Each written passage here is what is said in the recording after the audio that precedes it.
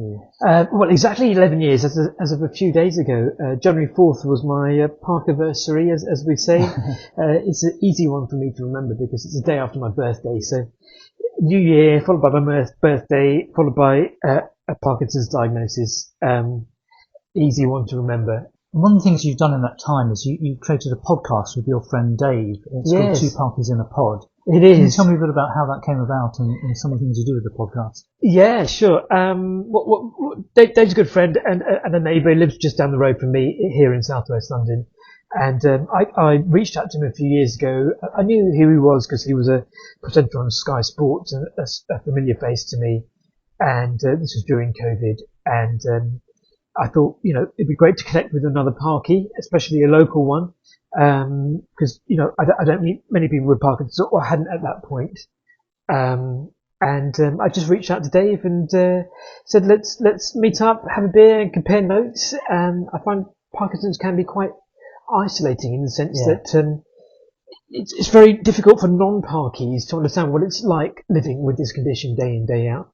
But when you talk to somebody else with the condition that's living in your shoes, okay, they might not have exactly the same flavour of Parkinson's as you do. But yeah, Two Parkies in a Pod was born, and we just recorded the conversation and invited guests on, whether it's others with the condition or healthcare professionals in the field. We've done 25 episodes now, and it's been a very rewarding experience. Do you find that Parkinson's has kind of made you more creative? So I do this YouTube channel, and I really enjoy doing this, and it's not something I would have done before. And I sort of have lots of ideas. Do you find a similar thing? Definitely. Whether it's the condition itself or more the whole dopamine factor. I think the dopamine replacement therapy gives you a bit of a boost, doesn't it? A huge boost. Yeah. I mean, the way that I would evidence this is that I've taken on my phone over the course of my Parkinson's journey, 10, 11 years, 150,000 photos. Wow. Run out of storage on my phone, and it's an obsession, and creativity and obsession are themes in Parkinson's. Yeah. And for me, they've coincided. It's one of the positives I take from Parkinson's, and there aren't many, but I've become a lot more creative, and I edit the podcast as well, and that's also has a creative element to it as well. And I find it very satisfying, to be honest with you. So something else creative that you've done is you've developed an app, which we'll do a separate video on, but can you talk briefly about kind of the genesis of the app? Every day is a challenge, and that challenge just grows over time. It's like a full-time job, I say. Just basic things like managing your medication becomes increasingly a burden, because I take 15 pills a day now at 5 different intervals, and I've got to manage that around sleep and exercise. And when I first got diagnosed, I was taking 3 pills a day. That gives you an indication as to how things have progressed. And early on, my symptoms weren't so challenging as they are now.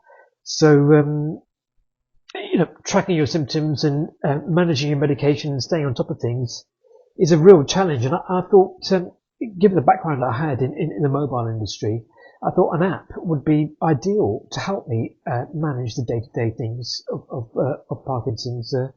So that's where Parkinson's On was born. Yeah, so speaking of sort of progression, I guess, I noticed you have this dyskinesia. You sort of sway and twitch a bit. Yeah. When did that come on?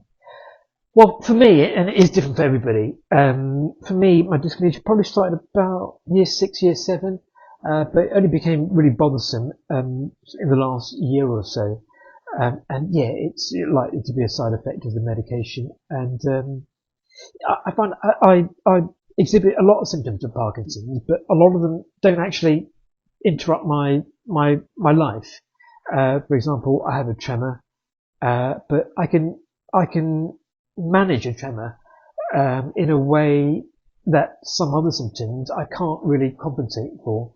Dyskinesia being one, but I find particularly the non-motor symptoms, things like anxiety, fatigue, apathy, mood fluctuations, sleep, all the hidden sides of Parkinson's I find a lot more challenging than some of the more obvious ones. I find the dyskinesia, it's quite unsightly. I don't like seeing myself on camera, or it affects my speech as well.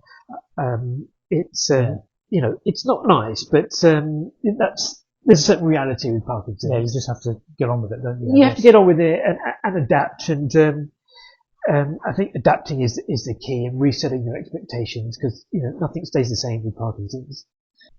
Well, on that note, thank you very much for your time. Lovely to speak to you. Lovely to speak to you. Cheers, Jodie. Cheers.